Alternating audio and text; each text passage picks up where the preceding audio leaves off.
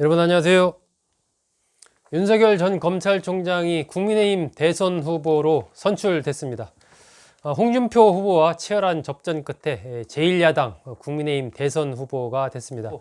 정치권 입문을 선언한 게 지난 6월 29일이었으니까 정계 입문을 선언한 지 한 4개월여 만에 제1야당의 대선 후보가 되는 하나의 정치사의 기록을 남긴 겁니다. 검찰총장이 대선 후보가 된 것도 이것도 역사에 없는 새로운 일입니다. 과연 윤석열 전 검찰총장을 제1야당의 대선 후보로 만든 그 비결, 그 원동력은 무엇인지 좀 알아보고, 그럼에도 또 윤 후보가 넘어야 될 여러 가지 산들이 있습니다. 그것들은 과연 또 무엇인지 한번 알아보도록 하겠습니다. 제가 생각하기에 윤석열 후보가 국민의힘 후보로 선출될 수 있었던 가장 큰 요인은 이른바 반 문재인 진영의 대표주자다라는 그 상징성이 가장 크지 않았나 이렇게 생각을 합니다. 검찰총장에 있을 때부터 어쨌든 추미애 전 장관, 박범계 장관 등과 계속 부딪히면서, 또 그 전에 이제 조국 전 장관의 수사를 계기로 여권 지지층과 정면 충돌하면서부터 상당 부분 이제 서서히 그런 이미지가 형성이 되기 시작을 했고, 그것을 바탕으로 검찰총장을 그만두고 나서 이제 정계 입문을 선언을 하지 않았습니까?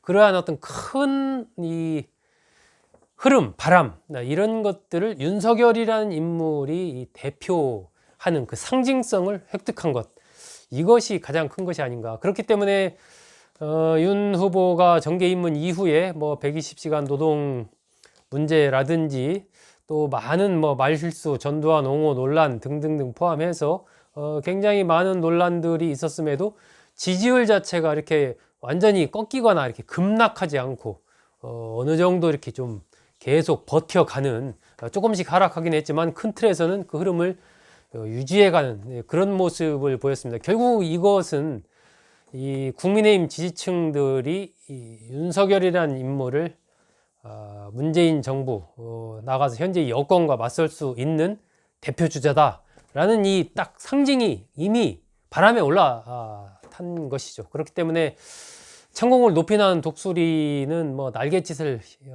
많이 하지 않아도 그냥 바람을 타고 이렇게 구만리를 간다, 이런 얘기가 있는 것처럼 이런 보통의 이런 숲에 있는 참새들은 날개를 많이 퍼덕퍼덕 해야 되지 않습니까?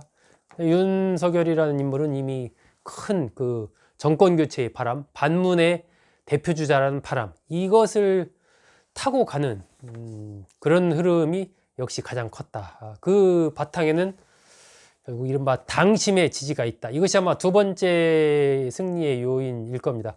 국민의힘 지지자들은 일찍부터 윤석열이라는 인물을 정권 교체의 하나의 도구, 상징으로 생각을 했다라는 것이죠. 그렇기 때문에 이 일찍부터 정계 입문한 지가 얼마 안 됐음에도 국민의힘의 의원들, 또 당협위원장들, 거의 160명 가까운 의원과 당협위원장들이 이 윤석열 후보 쪽에 이른바 줄을 섰다, 지지선언을 했다, 이렇게 지금 알려져 있으니까 굉장히 빠른 시간 내에 국민의힘의 상당 부분 이 세를 획득을 한 겁니다. 그 바탕에는 결국 아까 제가 말씀드린 그런 상징성들이 있는 거고, 거기에다가 이 실질적인 정치에서의 세, 조직력, 이 부분을 당협위원장, 현역 의원들의 지지를 획득함으로써 이 상징성과 현실적인 힘, 이 두 가지를 이제 다 갖춘 것, 이것이 윤석열 후보가 승리할 수 있었던 요인이 아닌가,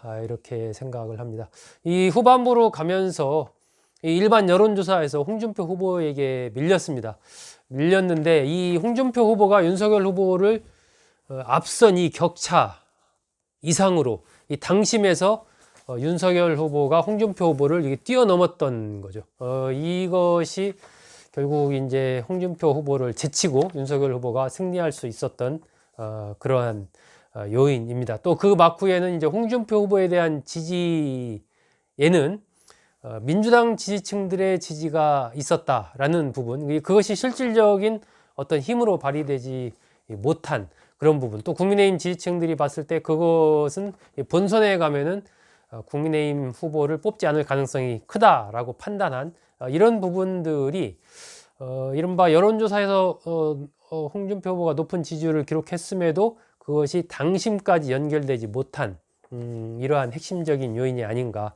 오히려 그럴수록 더 이제 국민의힘 지지층 안에서는 윤석열 후보를 중심으로 더 뭉쳐가는 이런 흐름이 나타났다. 이렇게 이제 분석이 됩니다.